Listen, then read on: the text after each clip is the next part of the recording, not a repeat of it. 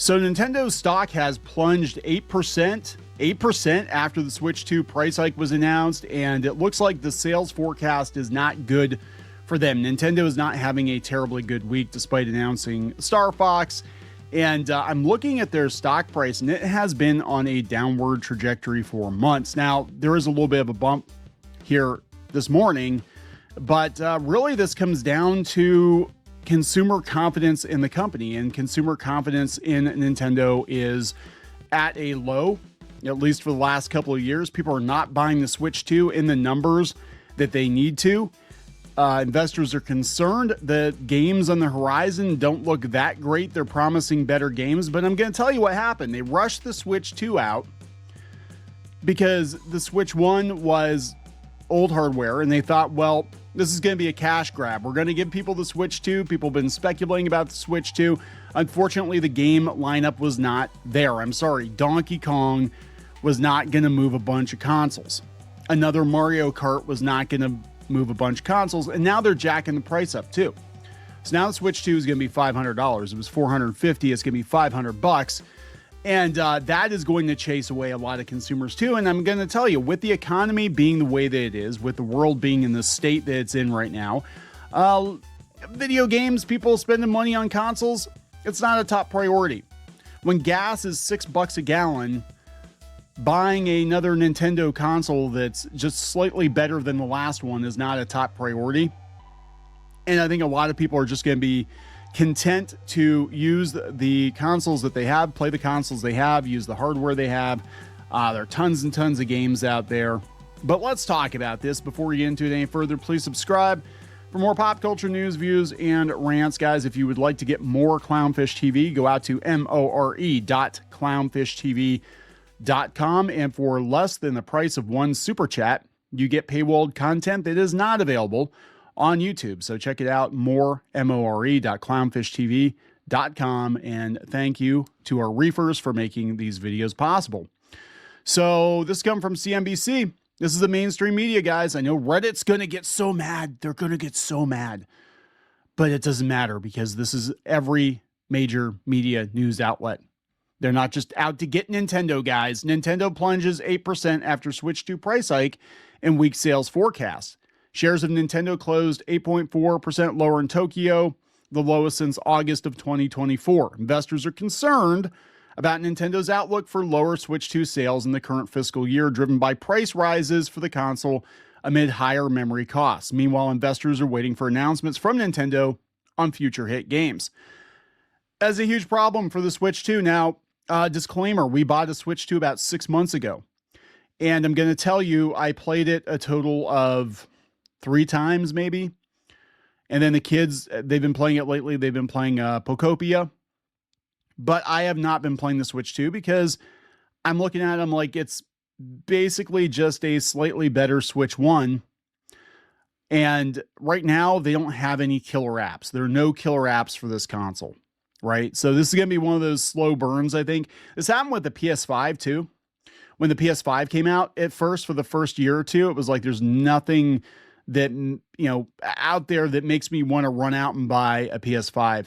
We got it because we reviewed it on the channel, but it was like, yeah, we already have the PS4. It's like that, but a little bit better. Now the PS5 is actually worth buying. So it could be the case with the Switch 2 where in, 2 years time, it's actually worth buying. And by then maybe it'll be cheaper. But the way the console pricing has gone lately is everything gets more expensive. All right, so Nintendo shares plunged on Monday after gaming giant warns of sales of its flagship Switch 2 console would fall this fiscal year after hiking the price of device due to rising memory costs. Shares of Nintendo closed 8.4% lower in Tokyo. The stock has fallen, oh my God, stock has fallen 34% this year. On Friday, Nintendo announced price hikes for the Switch 2 in markets across the world as an unprecedented surge in the price of memory chips driven by the AI infrastructure boom has increased the cost of producing the device.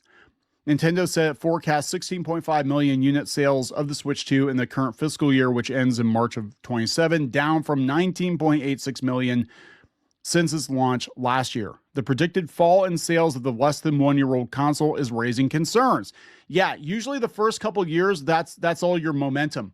And the Switch 2 didn't do gangbusters at Christmas either, because nobody sees the point, right? I mean, parents are looking at like, okay, well, what's that? Do we have a new Mario, a new Zelda, a new what's the big deal? Oh, Donkey Kong? Yeah, nobody gives a shit. You know, it's like nobody gives a shit about Donkey Kong or another Mario Kart. Jimmy, you can wait until next year to get a Switch 2. Nintendo is predicting Switch 2 hardware sales to go down this fiscal year instead of going up, as is usually the case with new consoles. The biggest factor is, of course, the price hike. Yeah, this console generation, it's unprecedented. And I understand it's because of the chip shortage and all that. I mean, this is how classic Nintendo is that. Chip shortage. But it's unprecedented to jack the price of the console up, 5 years into its life cycle. And I'm not talking the Switch 2. I'm talking the Xbox and the PlayStation. Like, everybody's raising the console prices, and it's going to get to a place where I said most people are going to be like, I've got lots of consoles. I've got my gaming PC from 5 years ago. I don't need new games. I don't need new consoles. I'm going to wait this out. And the same thing is going to happen, I think, with like Disney. We talk about Disney, any kind of luxury item. People are going to be like, you know what? Nah, I'm good. I'm good for a while. I don't need to go to Disney. I went last year. I don't need to buy a new console. I've got lots of games I, maybe bought on Steam or something. I don't need to buy a new console, right? And that's what's going to happen. Kotaku is talking about it too. They said Nintendo investors panic about Switch 2 prices and silence around big game announcements. The lack of Mario or Zelda on the horizon is costing Nintendo dearly. Yes, typically Nintendo launches with a Mario and or Zelda title, and that is the killer app that moves consoles. And the last time they really screwed up that I can remember, well, the Wii U is kind of like dead on arrival, but the GameCube, which I love the GameCube, by the way, I love the GameCube. It's one of my favorite consoles of all time. And I love Luigi's Mansion, but it was definitely not smart, in my opinion, to launch that console with Luigi's Mansion and not Mario Sunshine. I thought it was kind of a weird choice. So Star Fox is coming, but it's just a remake of Star Fox 64, which is not a bad thing. I mean, I love Star Fox 64, and this looks really good, but this isn't gonna move the needle, as they say, right? People aren't gonna be like, oh my God, I'm gonna drop $500 to play a 30-year-old Star Fox game in HD. I mean, come on. Let's see what's Kotaku say. If Nintendo hoped last week's announcement of a price increase for the Switch 2 would be enough to unspook its shareholders, that's been entirely dashed. Reuters reports the company's share price has fallen 7% since markets opened in Japan. While it's come to light via VGC that the $50 increase isn't going to be enough to match the increased expenses when producing the Switch 2.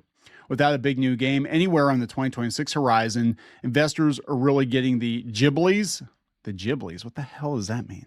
Last week's price hike announcement was intended to calm market nerves after Nintendo had seen 5 months in a row of falling share prices and long-term concern from its investors, alongside lowering its sales expectations for the Switch 2 over the next year. So if they don't have anything big coming out this year that's going to move Switch 2 hardware, and they just jack the prices, I mean, what kind of a value proposition is that for a consumer? Like, yeah, your investors might feel better, but we're going to raise the price of the console that's already not selling, and we're going to make sure that we don't bring a Mario or Zelda game out this year.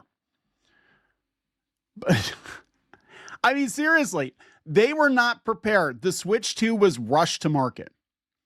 They felt like they had to bring a Switch 2 out because everybody was clamoring for it, and they were looking at the PS5 and they were looking at the Xbox One. There were a lot of titles that they were missing out on because the Switch is not powerful enough to run them. I get that. But that doesn't mean you can't make damn good games, with the hardware limitations. But it was getting harder and harder to port stuff, right? I get it, but they rushed it to market.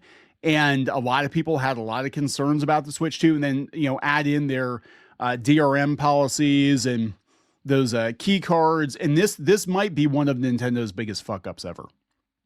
It really might be. It might go down in history as being another Wii U if they don't course correct. I'm not saying they can't course correct because the PS5 wasn't exactly a great console at first, but I think it was selling better than the Switch 2 is. This was despite simultaneously announcing that new console sold over 20 million units and 50 million games in the first 9 months. Of course, when it comes to the deranged world of market capitalism, Kotaku, it's only ever about what's going to happen next. That actually is true. You're only as good as your last hit, right? Like, okay, that was cool last year. What about this year?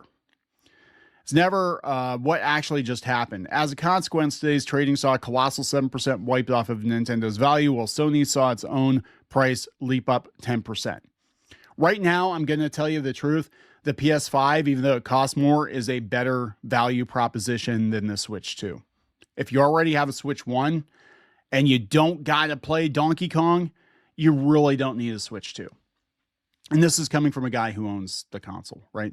It's now been made more clear that even the year one price increases on the Switch 2 aren't actually enough to meet the increased cost of production for Nintendo.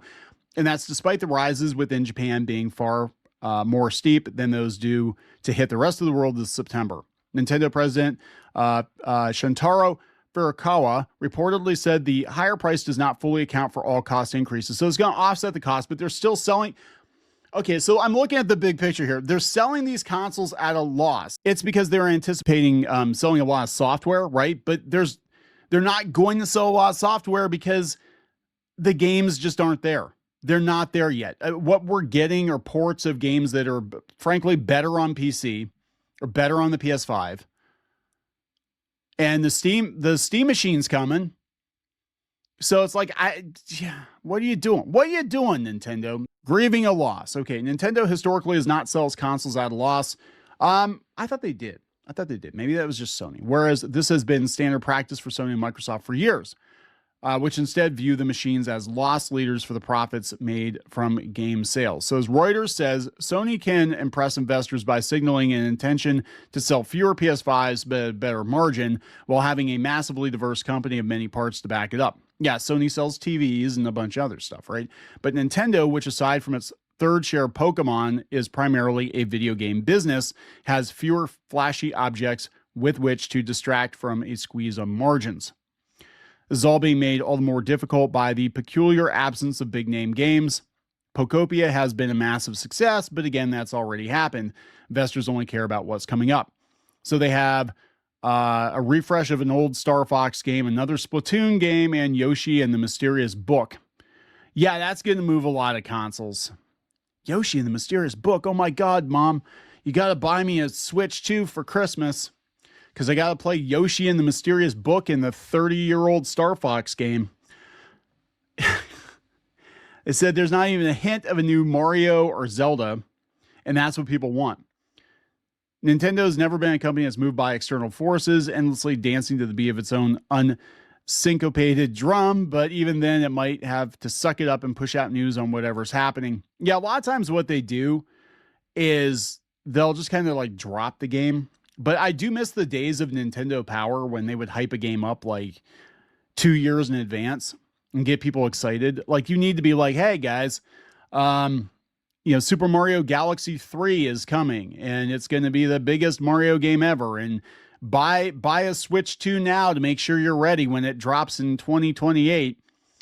Here's some concept art. Here's kind of what we're going for. I think that would get people excited. I don't know. I think this generation is kind of a dud at this point, but we'll see. But they are promising a stronger game lineup. So this is a couple days ago. This comes from Insider Gaming. So on the investor call, the president said that there was going to be a robust software lineup. Okay, but they said that it's going to cause a lot of inconvenience for people to have to raise the price.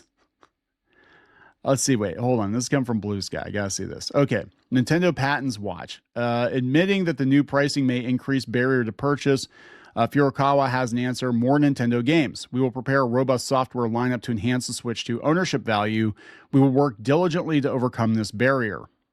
As is customary for a Japanese CEO, he added, "We sincerely apologize to our customers for the considerable inconvenience and trouble this will cause. While we wanted to prioritize a wide adoption, it was challenging to bear the rising costs over a long period. The new pricing does not fully account for all cost increases." So yeah, again, we're not covering all of our costs. Furukawa also explained why the second year hardware forecast is lower than the first. Due to efforts to strengthen our supply chain, the first year sales reached an unprecedented level. The demand in the second year is firm, and we believe that the adoption of the Switch 2 is progressing smoothly. 16.5 million units is a high target for the second year of sales. Other interesting bits, the sales forecasts include revenue from the Mario Galaxy movie. So that's not just their games, that's actually from the movie, which actually the Mario Galaxy movie, as much as I liked it, we gave it a really good review. It did not do as well as the first movie. It didn't. Furukawa intends the Switch 2 to have a long lifespan, like the Switch 1, building up the user base and hardware, software sales over time. Hopefully this is not Nintendo's Atari 5200. I think they have a good thing. I think the hardware is fine. It is just a slightly better Switch, but it is backwards compatible. I think that's great. But they really needed to have some killer apps on launch, at least one. And again, Donkey Kong and Mario Kart not cutting it. Yeah, so apparently he did tell them 2 years ago that consumers struggling to buy basic goods would hurt their business too. Yeah, I mean, that's the thing. All these video game companies, this is part of the reason that the video game industry is cratering right now, is everything costs more and people don't have the extra money to spend on a $500 to $1,000 console, right? I mean, it's insane. People can't even afford to build a new gaming PC. The components are too expensive. Everything is too expensive. So most people are like, you know what? I'm just going to go back and play my old games. That's it. I know I like these games. I know they're good. I've been playing this game for 15 years. I'm just going to go back and play it again. And I can't fault you there, the way things are. Anyway, I'm going to wrap it up, guys. What do you think? What do you think?